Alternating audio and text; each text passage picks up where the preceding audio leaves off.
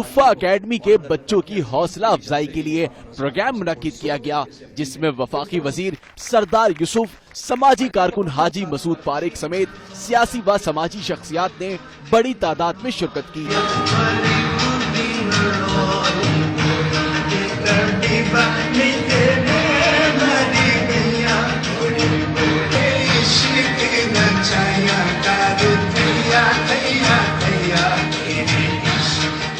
तालिबे इल्म बच्चों ने शुरका का दिल तब जीता जब उन्होंने मुख्तलिफ रंगों के टैबलो पेश किए और खूब शुरका से दाद समेटी।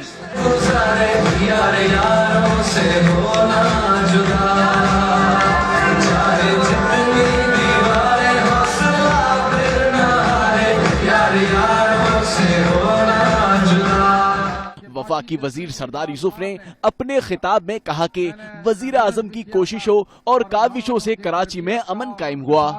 पाकिस्तान में अनकरीब नया निसाब आएगा जिसमें कुरान और नाजरा पढ़ाया जाएगा, जबकि नन्हे बच्चे मानसेरा से कराची का दौरा करने आए थे।